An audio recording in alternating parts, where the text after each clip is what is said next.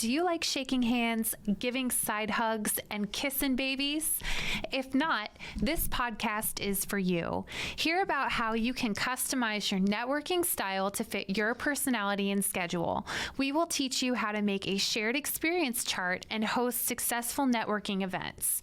Never fear who you will talk to at an event again. Stay tuned for all the tea.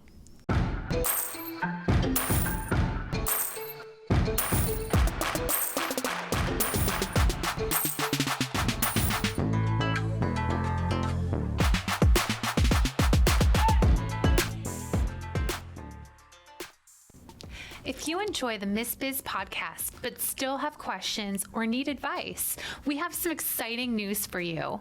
Join us for Miss Biz Connects. Miss Biz Connects is a weekly 1-hour Zoom call on Fridays at 10 a.m. Eastern Standard Time. This is 1 hour each week dedicated to you. We want to meet you and put our brains together to help you grow personally, professionally, and spiritually. To access the meeting link, visit us on our social media pages at Miss Biz Podcast or send us an email to missbizpod@gmail.com. Join us this Friday and let's grow the Miss Biz Nation. Hey, lady bosses, are you working even after putting the kids to bed but still not getting results? Are you tired of spending money on ads that aren't getting engagement? Do you feel burdened that you aren't fulfilling your purpose in life because you are so consumed with work? I'm your host, Brooke Boltz. I'm an attorney and founder of Boltz Legal. I started my business and in 1 year was bringing in 7 figures and am now bringing in multi-7 figures. And I'm your co-host, Rachel Boltz, owner of Boltz Media. I've helped many businesses build their online presence and increase their revenue through digital marketing. Want to hear how we did it? We are here to help you achieve your goals personally, professionally, and spiritually. So kick off your high heels, sit back, and let's ignite that passion. We're Miss Biz, where we're putting the miss in biz. Let's get biz done.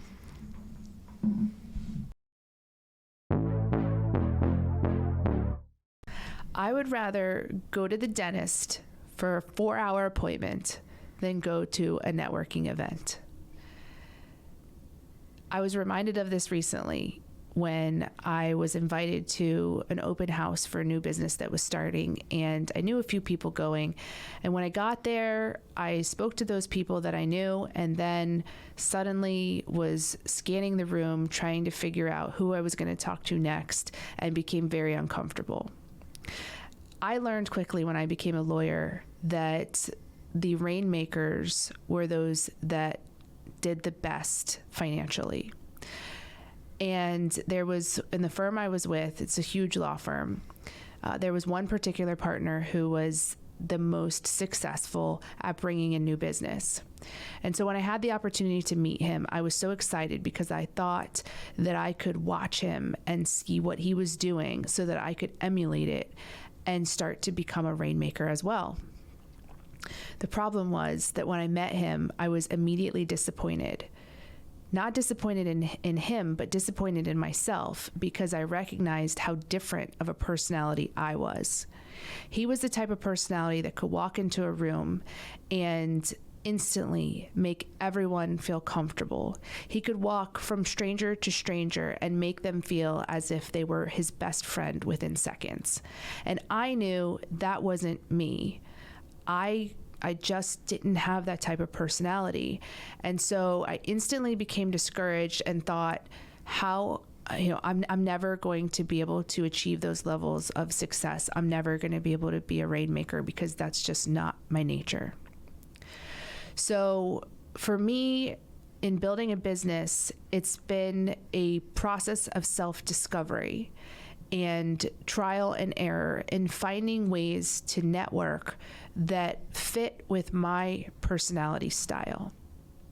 So going to those type of events that are, traditionally a happy hour environment where I walk into a room of strangers and have to fend for myself in finding conversations to initiate, those are not my jam.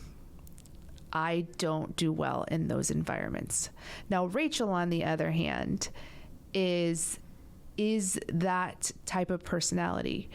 She is a vibrant people person and does really well in those environments. To me, it's really important to find an opportunity where you can build a relationship with someone.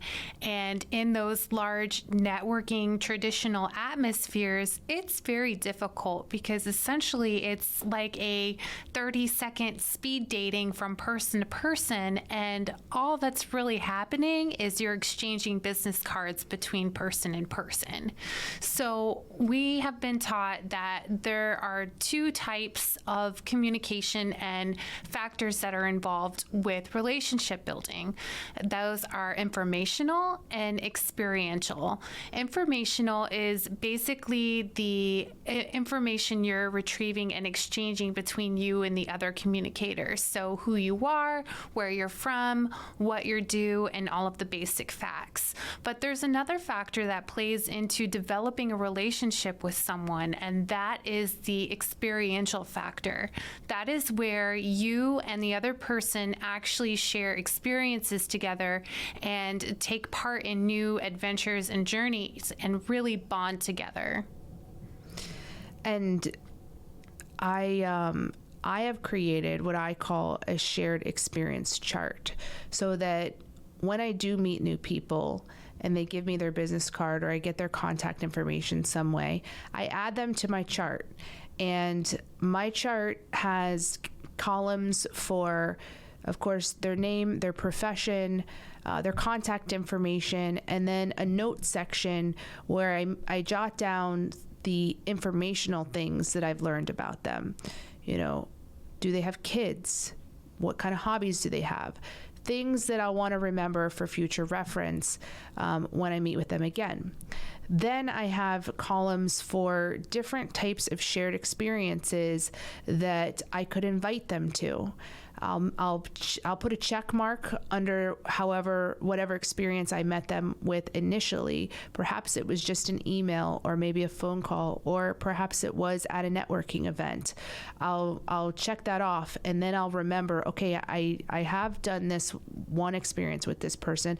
Now let me invite them to lunch, and I won't forget the things that I've done with different people. So the chart helps me to keep track of the experiences that I've done with certain people, but it also helps me to recognize what more I can do to keep building that relationship.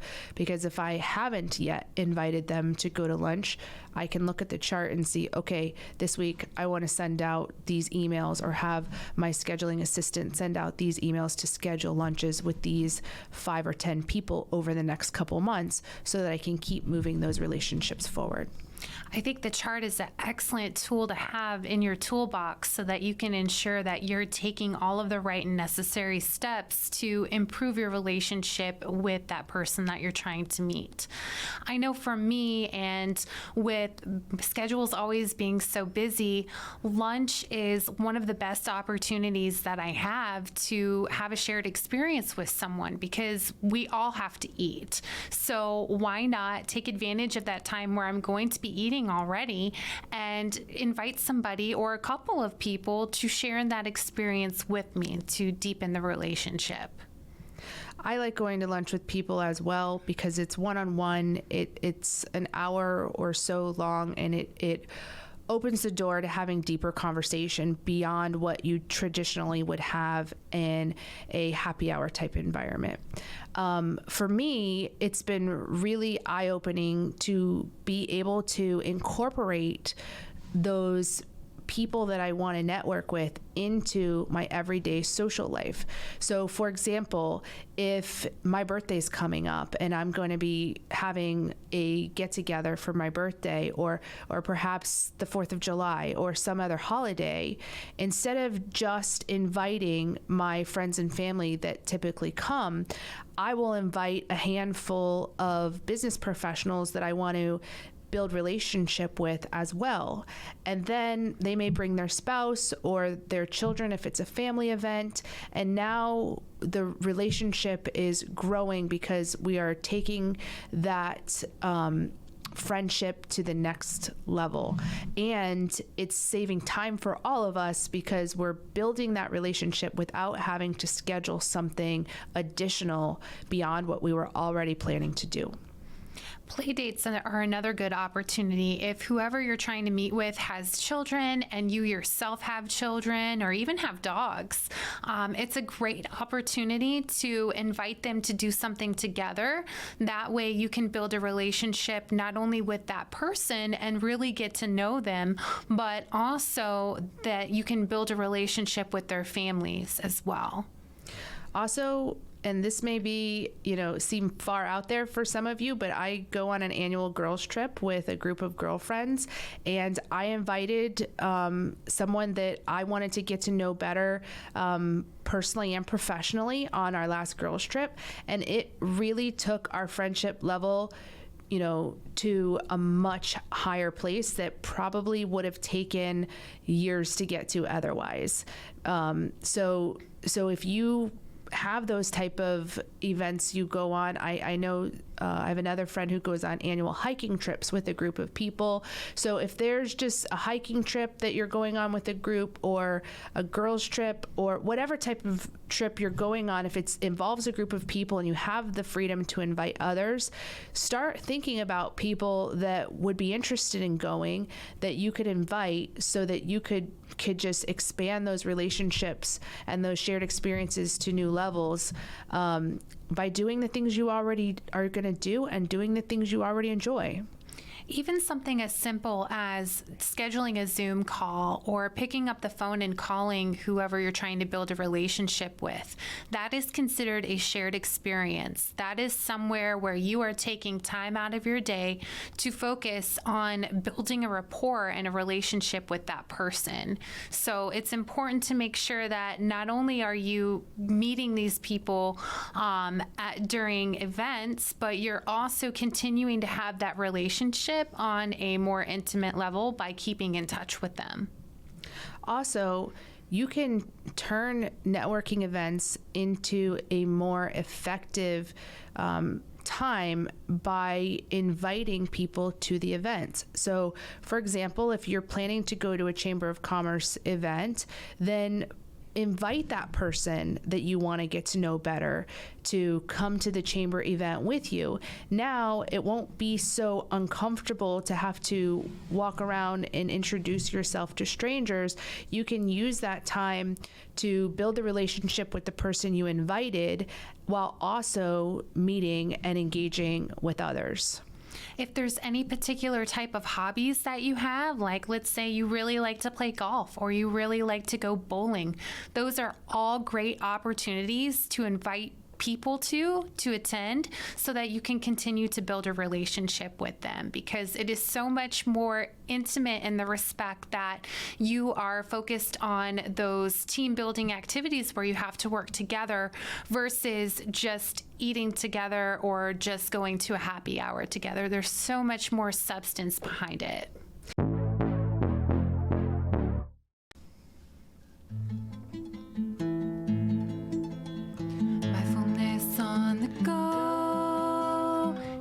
What you need to know. Become aware of procrastination, the act of putting off something that needs to be done. Be aware both of the desire to procrastinate and of what you do about it. That is your method of delaying. Look more clearly at what leads to procrastination and see what strategies work to modify or overcome it. And when we talk about procrastination, we're not talking about, waiting to respond to an email because you need to think about what you're going to say, or waiting to, do a job more effectively. We're talking about putting off the things that are important that you view as a nuisance. So for example, I do not like going to the doctor. And the reason why I don't like going to the doctor is because I'm relatively healthy and and I know it's going to take time, and my blood work is more than likely going to come back fine. So to avoid procrastination, we need to start doing the things that are in our best interest and put our best foot forward.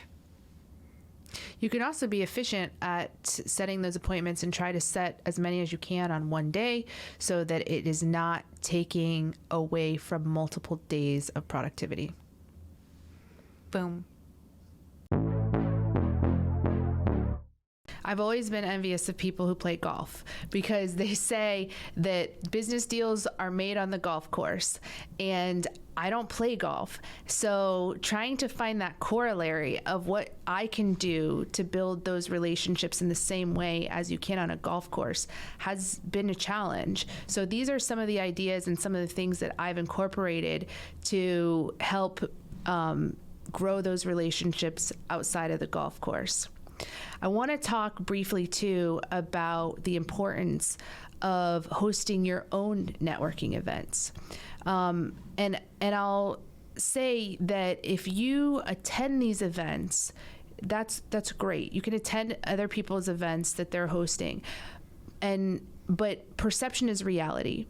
And so people perceive you at those events as being another networker, another marketer, another salesperson, someone who's hustling out working their business.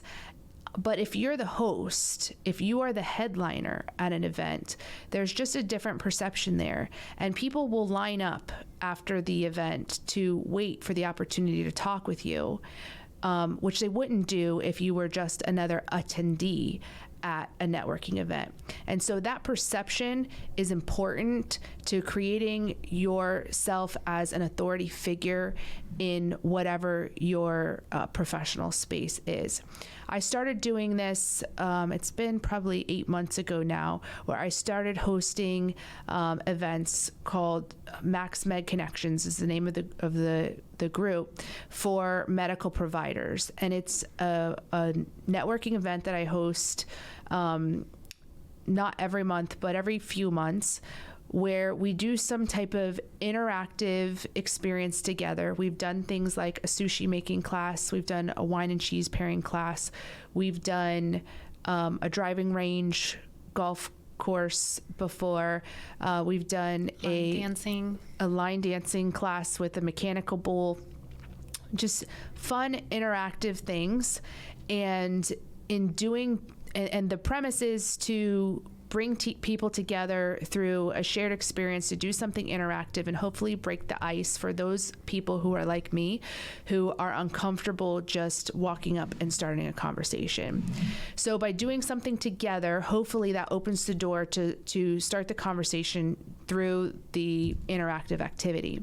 And then there's usually about a 30-minute time period where I give a presentation. It's oftentimes on a business growth related topic, because medical providers and doctors are working to build their businesses in the same way that other businesses are. And so by giving that talk or that speech, it creates my authority, or it creates a perception of authority that I am the host, I'm the speaker, I'm the headliner of the event. And I find that it's had the impact that I was mentioning, that people are more interested in getting to know me because they see me in that light, as opposed to just another person there walking around, meeting people. So it's just incredibly important to host your own events. It can be as big or as small as you are comfortable with, but it really creates that perception that helps move the needle towards you being an authority figure in your professional space. And I think when we're talking about the Max Med Connection event, a huge part of what makes that so successful is that not only is Brooke coordinating everything and doing these really fun activities and shared experiences together. But she's also doing an entire presentation speech where she is talking about very specific topics that will add value to their life. So people, not only do they line up to meet her after she's done with whatever she was speaking about that evening, but they're also thinking about everything that she has said after the event, which is the whole point in doing those. So you want to, when you're hosting your event, create an experience that people are going to remember. You don't want it to be deemed as just another networking event. And I'll say that the speech that you give can make or break you, because if it's boring or if it's a sales pitch, then you're going to lose your audience. I don't go up there and tell them why my law firm is the best one they should be hiring. Like, I do not do that. I try to talk about things that I've learned through books I've read, and I incorporate personal experiences to be genuine and open about, successes and failures that I've had. And I put some business principles that I've learned oftentimes through courses or coaching or books that I've read to impart those teachings that have been impactful to me, and also put in there some of my own personal experiences. I also then generally incorporate a time where people get into small groups to discuss a specific topic that relates to my speech. So, for example, if we're talking about networking, we'll break into small groups where they'll talk about, how they network or what's been the most successful networking event that they've been to, those type of things. So it's encouraging them to talk to people that they don't know, but it's not so uncomfortable because they have a topic to talk about. And sometimes I even put them into groups so that they don't have to be concerned about which group to join or who they should talk to. The key to building effective relationships is to show them that you can add value to their life. It's not about what they can do for you or what they can give to you. And if you go in there with that mindset that, they're going to send all their business to me, you're going to fail. You're going to fail. You have to go in there to mutually have a desire to build a relationship with that person, to get to know them. And that's all part of integrity that we talk about. So you want to make sure that, like, in everything that you do, you're putting the other person's needs above your own, because that's the most effective way to build that relationship.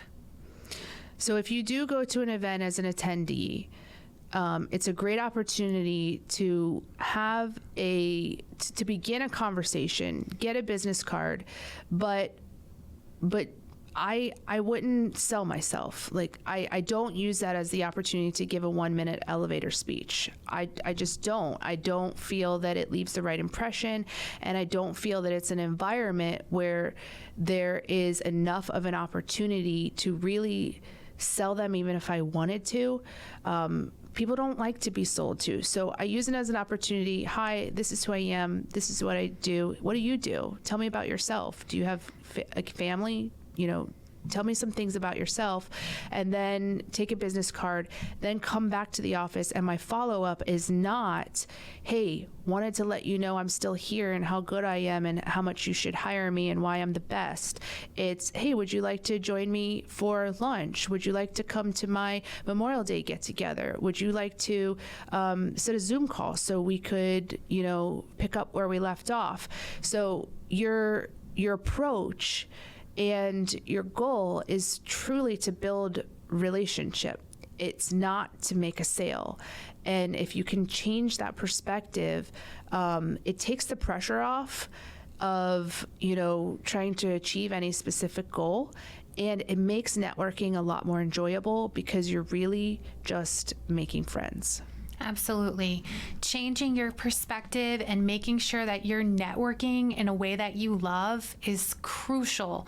It's going to help add value to the types of networking that you are currently doing, and it's going to help you build the most effective relationships within the best time frame that suits your individual needs. You know we're all about that case, no trouble. All about that case, no trouble. All about that case, no trouble. All about that case. At Bolts Legal, we are all about your case. Text or call to schedule a free consultation for all your legal needs. boltslegal.com.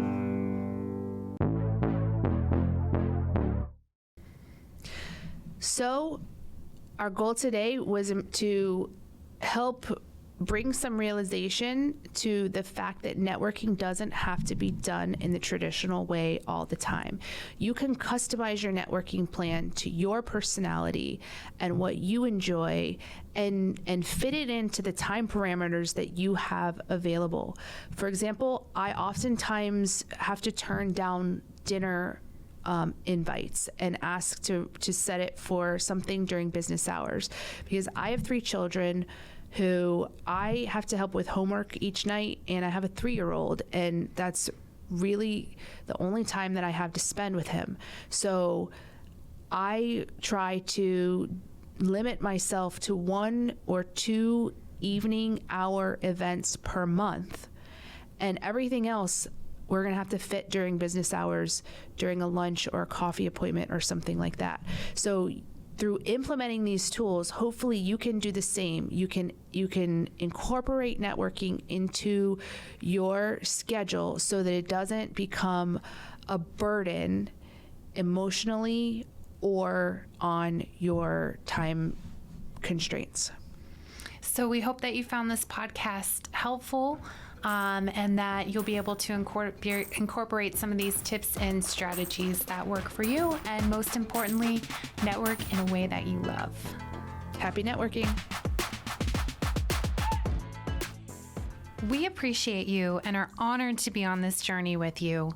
We can't wait to help you, to encourage you, and show you how to grow personally, professionally, and spiritually. If you found Miss Biz helpful, please leave a review and share with others. You can follow us on social media at Miss Biz Podcast. For legal questions or services, please visit boltslegal.com. And for digital marketing needs, please visit boltsmedia.com. Let's get biz done.